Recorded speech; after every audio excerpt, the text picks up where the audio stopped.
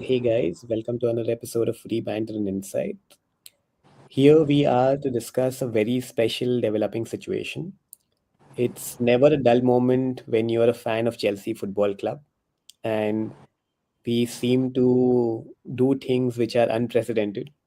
One of the things that has happened recently is Enzo Maresca walking away from the club on the 1st of Jan, which was extremely unprecedented. It has never happened before. And here, Ishan, Varun, and we are going to try and offer some insights and give a timeline of how things kind of unraveled. So let's do section by section. The first section I would call the appointment and why he was appointed in the first place and what actually happened leading up to the appointment. So, Ishan, what do you remember from Enzo Maresca's appointment and how happy were you when he was actually appointed? So to be honest, going 1 year before that, I think we all were disappointed with Pochettino's signing, but he ended his Chelsea tenure on a high. I believe last five league games we won all five of them, and after that, I think the management had a review with him, and I believe they chose to part ways. So I was very upset with that. And then the news of Maresca started coming in. So again, it was a very underwhelming news for us that an inexperienced manager is coming in who doesn't have a high level pedigree and who hasn't managed big characters in the dressing room. So yes, it was a very underwhelming signing. Even I remember the preseason tour of USA. We lost almost all games, and against that too against smaller teams. So that time also we were worried that how the season was going to shape up. But I believe with time he kept on exceeding our expectations. Maybe the team started to understand his style of football in a better way, and I think some decisions were hard decisions were made, like leaving out Sterling, Chilwell from the squad. I think he made some bold decisions, and I really started liking him and his style of football. Obviously, it was not a straight line or a linear growth, but obviously, like I remember our December month that season, it was a very bad month for us, and it was a roller coaster ride. But eventually, I think we ended the season on a big high after winning the Conference League and qualifying for the Champions League for the following season, and also the biggest win of the all was winning the Club World Cup. I think nobody in the world would have anticipated Chelsea, winning that kind of competition. But I truly believe that we were playing the best football during that time, especially along with PSG. But yeah, that was good, and I think due to FFP rules, we had to manage a lot of outgoings in the following transfer window. So I believe the biggest difference between Man City and Chelsea is, like, City lose their two center backs and then they are trying to go for the replacement, and we lost our best starting center back in Levi Colville, and we still stuck to our youth and the existing options that we had. I think that's the difference between having a winning mentality like City and Chelsea, right? Like, you try to Chelsea always, since Bluco has been a part of the ownership, has tried to work out the finances in their favor, and obviously try to invest rather than winning the going for the wins, like investing in young talents. Maybe we should have signed a great center back, and maybe we would have been in a better place now. So that's what I was discussing with you, UV, right? Like, since Maresca was a head coach, and and he was on a 5 year contract, so there was a big belief in him that he'll be the Chelsea manager for the next 5 years, or like especially after the winning the Club World Cup. But once you attain that success, you obviously were an underdog. Then you attain that success, that you would want to be heard more, right? Like, your ego, your voice will want to be heard more. But I believe over last few months, He didn't have the best relationship with the management, and then obviously, uh, what happened with Tuchel happened with him, right? Like he chose, I think, even he left his pay package and he just left. So, and obviously, the another key point was that he changed his agency in the summer. He signed up with Jorge Mendes, and there were obviously rumors of him wanting to join City, and he had already informed Chelsea hierarchy if there's a vacancy that he has applied and maybe had few discussions with City officials. But and very sad ending. I didn't think it should have happened. I don't think it should have happened, but that's what Chelsea is all about, right? Like our on off-field performances are talked a lot more than our on-field performances. So that's a life of a Chelsea fan. So that's about it. But hoping for the best. I think the situation is not as bad. We can bounce back and end the league in the top five at least and secure the Champions League qualification. That would be the primary aim for me as a fan. Rest competitions, if we don't win, it's fine, but need at least top five Premier League and top eight maybe would be nice for Champions League. So, as a lower club, usually there's a saying that any club in the championship should not be attached to their best player because eventually he will be sold.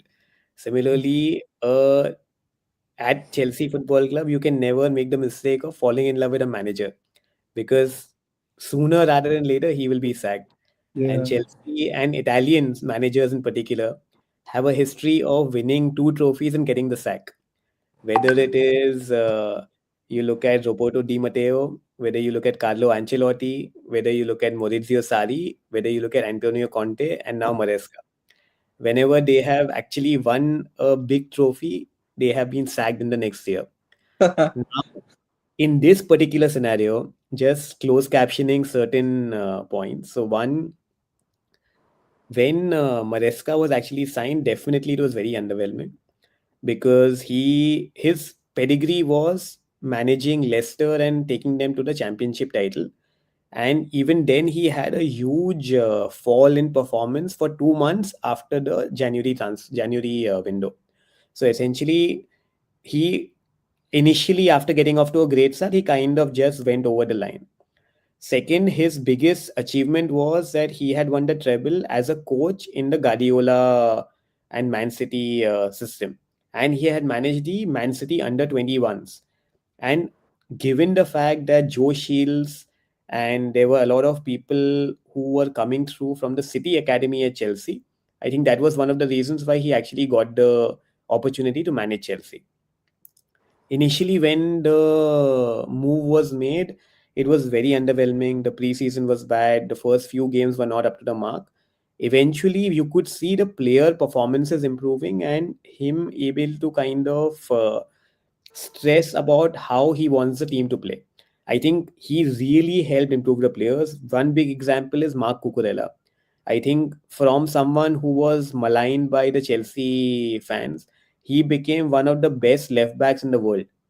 If you look at someone like a Moses Caicedo, who was very underwhelming in the first few months, he became one of the top defensive midfielders in the world. Enzo Fernandez went from just a pure six to one of the best number 8, 10 hybrids, which is there in the Premier League right now. And Cole Palmer, obviously, he had the biggest impact in terms of becoming the star of the team.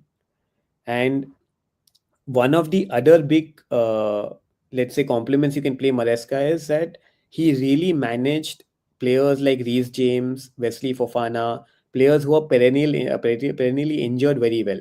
He made sure that they got enough time, space, rest, and he was able to kind of get the best out of them. Uh, Big credit for him winning the Conference League, qualifying for the Champions League, and winning the Club World Cup. I think one of the best moments in recent times wherein we beat a very, very dominant PSG team and we dominated and won instead of just having a 1-0 kind of a snooze fest or park the bus kind of a game. And I think this summer we made a lot of mistakes. Instead of capitalizing on a lot of things which we were doing right, we ended up completely throwing it away. So there was no need to sign Gittins and Garnacho and spending 100 million on a position which was not upgraded. We could have spent wisely and signed a really, really quality left-sided winger to support someone like a Palmer and the upcoming Estevao.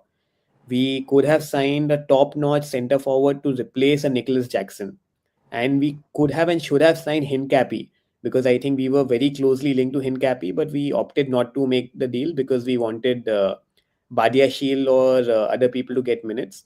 And I think that is where we were not ruthless enough. And the reason why we are not able to do the City model of getting the right players in is because we've already invested a lot in the wrong players previously. So when we have invested 38 million on Badia Shield and when we have invested 45 million on Disasi, now, unless we are able to get them out of the books in a proper manner, we don't have the funds to invest in similar profiles. And I think that is where we lacked. Coming to December, and this is where Varun's point of the last video makes a lot of sense, wherein a lot can change in football very, very soon. So we beat Barcelona at home 3-0. And again, the kind of performance that we showcased that day was phenomenal. I think it was kind of, I think, one of the best Chelsea performances that I have seen this season. And then against a dominant Arsenal side playing with 10 men, we actually didn't seem like we were playing with 10 men, and we actually had good chances to kind of hold our own. And we managed to get a draw against them. And from that moment on, a lot of things changed at the back end. So, like you rightly mentioned, Dishant, Maresca had a change in agents earlier this summer. And there are three underlying factors which were reported by the Athletic. The first one was that Maresca and the medical team of Chelsea had a big disagreement. So, because of Chelsea wanting to protect its players and protect the value of its players, there is a mandate given to all managers and head coaches that if a player is in the red zone, they are either not allowed to play or they are not allowed to play for more than a particular amount of minutes. And Maresca wanted autonomy of who he wants to play, when he wants to play, without any sort of restriction.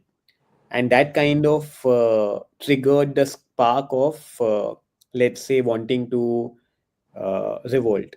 The second big thing is that he felt that Arsenal have backed Arteta for 5 seasons and they offer him great protection, wherein Chelsea are not offering the same protection to him, despite him having won two trophies and qualifying for the Champions League. And this was a big factor wherein he wanted a pay hike and he wanted his contract renegotiated with more power in the system. And the sporting directors have been very clear that they want a head coach and they don't want a manager.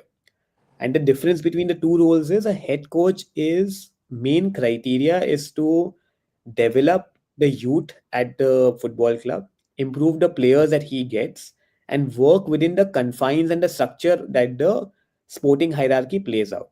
Whereas a manager is one of the most important members in the football club, except for the owner. And a lot of decisions in terms of hiring, in terms of recruitment, in terms of style of play are majorly driven by the manager. And I think this is where the concept of control went in.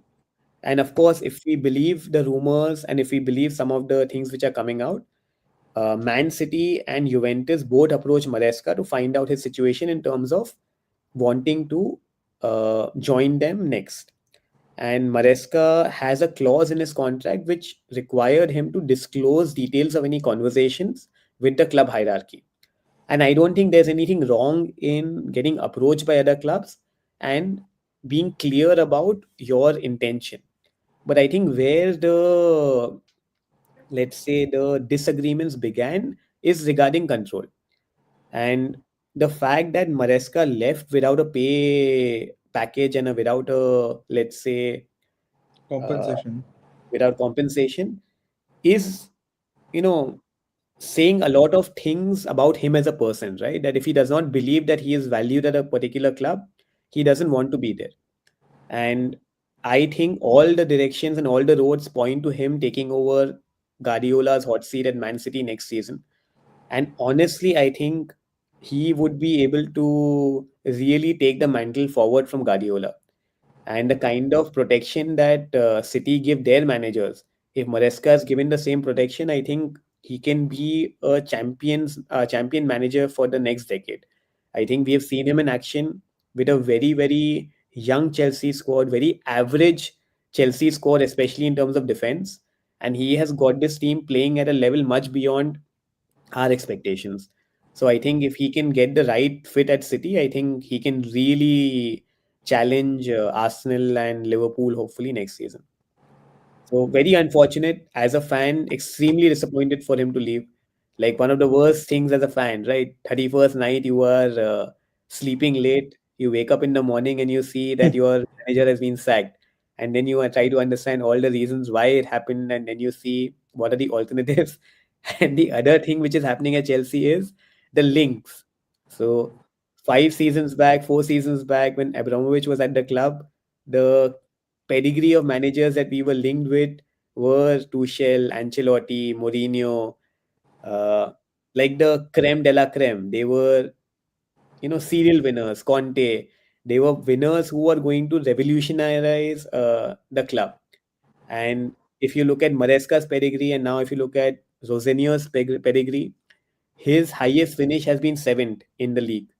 And he has been coached for less than 3 years in the top flight.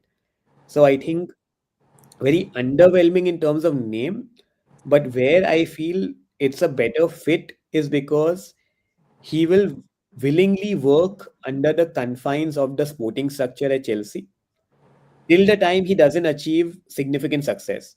If he achieves significant success, and I think again it could be a same story wherein he will want control and he will want out. That is where a 6 year contract, 6.5 year contract doesn't make any sense. The way this model can work brilliantly is you get the best top coaches in world football, give them 2 3 years of time to be with the team, and you keep rotating your coaches because you are going to have that churn in the coaching department. But I really don't see a 6.5 year contract with the senior playing out. That being said, he had come out last year and he had said that Sir Alex is his inspiration and he really wanted to do what he did at a particular club. So, knowingly full well that it cannot happen at Chelsea, but yeah, I think if he does well, he may very well be in line to become the next United boss maybe 2 years down the line. Varun, as an Arsenal fan, what is your view on this entire situation? I just feel that the kind of model that Chelsea are kind of uh, pursuing right now, where it's more investment led rather than focusing more on uh, building a very all rounded team. I think it's difficult for you guys to attain any consistent on field success with that kind of a model. Um, Again, like I think if you look at the Chelsea team right now, all you guys are missing is like two or three players that can be core to the spine, and you guys would be challenging. Like you guys need a very good keeper. All of us knew that, right? One good keeper, one good center back, one good forward is what you guys needed in the transfer window. In all the three positions in the summer, you guys didn't end up getting anyone with significant experience or pedigree. And I think that is where I felt Maresca felt let down because after the kind of success he got you guys on the field last at the end of last season and in the Club World Cup, I think he was justified to ask for better reinforcements. So, like, I don't think Delap and Pedro are the kind of strikers that can win you things. I don't think, of course, Pedro has the potential, but again, like, very young, very new, very raw. The goalkeeper position wasn't sorted at all. And I think you guys needed an experienced centre back to kind of guide the other centre backs along, guide the other centre backs and the other defense. So I think those three positions needed like proper reinforcements. And rather than that, as you were saying, you guys ended up signing Garnacho, you guys ended up signing Kittens, which according to me was not kind of that useful.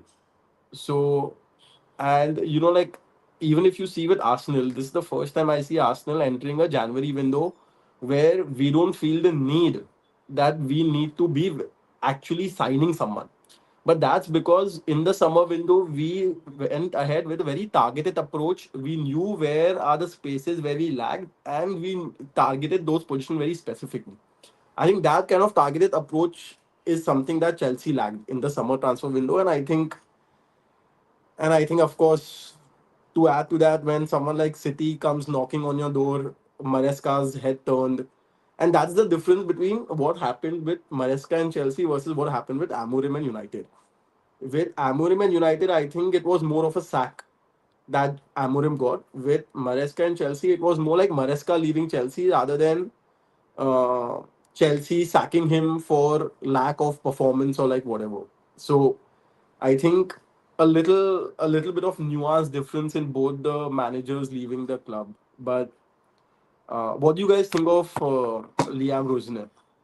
No, no. So one point, UV, just to give a counter view, how many clubs in the world have attained financial success and on-field success together? I can think of only Real Madrid. Rest all the clubs are either struggling financially or being driven by owners' money and are like how many clubs do you think are attaining both success? I think if I count, it will be Madrid, Bayern Munich, to a certain extent. If I look at Dortmund as well, because given the kind of, But they are not winning anything, right? yeah, Like if you count Dortmund, then you should be counting Brighton also. Like they are attaining good commercial success. But I hmm, believe clubs like City, Arsenal, PSG, all run by the owners who want to just gain sporting success, but they don't care about financial success. Is what's happening, right? Like it's very difficult to balance both the things. I think our owners have gone for commercial success and developing young stars rather than they for them players are like assets, right? Like and that's the huge difference between a private equity running your company and founder running his own company, right? But Like there's that's some fine. emotional that's bias. but Ishan, that's exactly the point, right? As Maresca, do you want to be at a club where uh, No, no, I the completely agree owners with are you. I am not saying prioritizing? Yeah. Do you I want to be at a completely club where agree owners with are not you. prioritizing on-field success and they are prioritizing investment returns and all of those things versus be someone at Man City who have turned his head where everything is focused on winning on the pitch. No, So, I think just one nuance there is that I think the fact that Maresca had been at City for a longer time, he has seen the club structure, he has Hmm. experience in club structure plays a big role. So let's Yes. say if it was someone else, like if Juventus were the only one coming in for him, I don't see him leaving. Or let's say if it was a Liverpool, I don't see him leaving for Liverpool or United in that structure. But with City, I think it was the overall package. And with regard to sporting success, I completely agree that It can't this go hand kind in of, hand with financial success. It's it's very very difficult, or difficult. It's very difficult. you Like need a you have pull power to, like Real Madrid, yeah. No, and wherein see, you we get best players for free, right? Like you get best of the best for free on high correct. wages. That is fine. Like they got Rudiger on free, they got David Alaba on free, Mbappe, who was the best, I think, of like they get players for free, so they can attain that success. But One uh, difference here is also the fact that Chelsea, unlike United or unlike Liverpool, do not have that global following to such a big extent, and yes, neither do have stadium revenues. So when you don't have revenues from your stadium, when you don't have sponsorship or merchandise revenue, like if you give a small example, right now the Chelsea hierarchy have been very firm that they don't want to compromise on the value of their shirt sponsorship by giving it yes. for less than 60 million a season, because Liverpool are earning 75 million from Standard Chartered, if I'm not wrong. And essentially we have been in a position wherein over the last 18 months, Chelsea has been without a sponsor, which is not allowing us to get even 45, 50 million across 18 months. So it has been a very, very bad financial decision by the club. So I think somewhere along the line, this sort of balance has been lacking. And the same thing which Varun pointed out, I think it's very, very true. Earlier in the summer, we were all discussing that, yeah, if Chelsea would have gone for a Donnarumma, if they would have gone for a Rodrigo, if they would have signed a Osimhen, this would have been a very different window than what could have been. And these were the only things lacking. And Hincapi has gone to Arsenal on loan. Similarly, Chelsea could have made that effort and signed him on loan. They could have given a better negotiation for next season. So these are small, fine margins which make a big difference. Of course, you can't. And again, one more factor which I'll share here, which we have not discussed yet, is the factor of the Club World Cup leading to only 3 weeks of rest between the season starting and the season ending. And that played a big role in the players not coming back fresh. That played Yes. a big role in Palmer developing a Injury. very bad injury for 2.5 months. Then you had so many players who were keeping on getting injured. If you see our lineup Even throughout, Colville for that matter, right? Colville Colville hardly. was out on the first day with an ACL. Then Yeah. you had João Pedro playing through the pain. So essentially, you have so many players who are not able to be fit because of the fact that we didn't have a proper preseason. I think Hmm. it's very sad that things have kind of materialized in this manner. Like I would have loved for the Chelsea hierarchy to back Maresca more. And I think it wasn't, it's something like from a fan perspective, everything can be managed. Okay, you want to go to City? Fine. You give us a timeline ki okay, fine. Pep Guardiola leaves in the summer. City pay us 15 million and they can buy your contract out. Completely fine. We will have 6 months with you in this season and we will line up Rosenior for the, let's say, the summer of 2026, and we will line up someone at But do you the. believe that it's a done deal between City and Maresca? I think he'll be a fool if it's not a done deal, right? Like, where can he? Where else can he go? See, there will be, he can definitely go to Italy as an Italian manager. He can But definitely that's a go to step Italy. down, yeah. That's a step down from Chelsea. Like, It's not about step down, but the if fact is that you can, if you see today, a if he's club worried like, about reinforcements, Yui, if he's not getting at Chelsea, forget Italy then. I don't think it's about reinforcement. I think it's about control. So reinforcements is one aspect, but it's more about having that authority at a football club to kind of run things the way you want. Yeah, I And if you agree. have got sporting success, then you will think, yeah, what more do I need to do to get that control? Like Amorim asking for control without sporting success and still getting paid, and Maresca leaving on principle that I am not getting what I want and I'm willing to walk out. These are two very different parameters. But that's the two facets I was talking to you about, right? Either you get sacked or you walk out. If you are the head coach of any team. So that's where the hierarchy, I think, messes up because, like I'm telling you, so let's go step by step. If we were the Chelsea hierarchy, we understand that one, we have to work within limitations. Maybe we have not been able to give our manager the players he wanted, and we have made the signings whatever we could make on the basis of whatever the data had told us. Going forward, if in the November December window we have got Maresca coming to us and saying that I want a renewed contract or I would want to walk out of the club, we could have had a dialogue with him and told him very clearly कि hey, if you have any offer on the table, we have to understand how it will kind of be, how can we match that offer, and if we are not able to match that offer, and if you have made up your mind to go to City, stay till the end of the season, and after the end of the season let us negotiate with City on a deal, because we are having a contract with you and they can pay us an amount and you can go to City happily. I think the fans would have been more supportive of the club's understanding of the reason, and then we would have understood things better. And But similarly, I that think that taste would have been Yui like Maresca wanting a better opportunity than Maresca getting frustrated. The impression right now is Maresca got frustrated hmm, but of Maresca what. got frustrated because of a lot of things happening at the back end, right? That's what I'm saying. See, it's about how you handle the situation. Suppose, Yeah. let's say we have a mandate here, the medical department guides which player can play, which player cannot play. then the club can come and back the manager and say ki we are open to uh, the club not finishing top four, but we back Maresca till the end of the season. Now, when that strong statement comes in, automatically the manager gets confidence ki theek hai, I am willing to work within the confines of the rules that are being set out because I'm publicly being backed by the board and the sporting authorities. Here, that backing was missing, and here that control was missing. So neither you are getting control nor you're getting backing. So it's like if you make mistakes, you are having to face the media on your own, and you are having to face the fans on your own. And when you are doing good things, then again it's like taken for granted. So I think it wasn't the best situation from a club perspective, but from a very individualistic point of view, I think Maresca overshot than what he could have.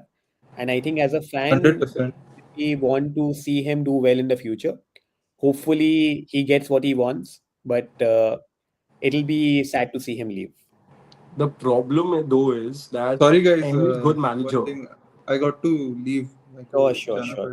I'm already late. cool, Sure, cool. buddy. No worries. We can continue. Varun, Okay, Yes. See you yeah, guys. Bye. Thank bye. you. bye, bye. Bye. So, Yubi, the problem is that any good manager, right, that joins Chelsea or any good manager that Chelsea is pursuing would want what Maresca wanted. Correct. So So either the you are then stuck terminology, with a Varun, the terminology, are you a manager, are you a head coach? That is a big difference. see, even if you join as a head coach, right? After a point, you would, if any good manager, like even if you Completely are agree. Arteta, correct? Arteta joined with where he was like, okay, fine, his first managerial role. But after a couple of years, even Arteta was like, I want to take more active role in deciding who can join and who cannot join, active decisions in terms of what the transfers are like. No, but Same with Guardiola. Arteta got a very free hand early on, wherein he was able to clash with, let's say, the club captain or the senior players. He was able to get Ozil out. He was able to get Pepe out. He was able to He get didn't he didn't get free hand, but he got a lot of support. He got a lot correct, of support from Edu, correct, where Edu and him were on the same page on a lot of things. correct. My point being that any good manager, you get any good manager. After a while, that person wouldn't want to just stick to a head coach role. He would want to migrate into a managerial role where he has more say in the way the team is run. Now, Completely if you are agree. so adamant about sticking to this head coach thing, eventually you're going to miss out on a lot of good targets. Then you are kind of in that cycle where you're stuck with like managers who are very average. So at some point you have to have that thing where, okay, fine, if a manager is doing well, you hire him as a head coach. But if he's doing well and he's able to prove on pitch and he is able to get that on pitch success, he has to need to have more say in the way the team is run, and that is very important. I feel at some point you need to have that hybrid system where it is not very strictly head coach or very strictly manager, where a head coach, you get the person as a head coach, but he has a very significant inputs in where the team is going or whom are you signing or what kind of signings are done or what positions are you signing for, kind of a thing. So I think that is something that a lot of these clubs need to kind of straddle. So yeah. So, for example, even if you take Klopp, right? Like, I think Liverpool follows a sporting director model as well. But that doesn't mean someone like Klopp just stays like a head coach. Klopp has a significant amount of inputs as to who he should or the should sign as players. So you need to give that manager or give that head coach that kind of some power as well. It's not that black and white. Okay, manager and head coach. I feel if you want good managers, if you want good head coaches, you need to give them that say.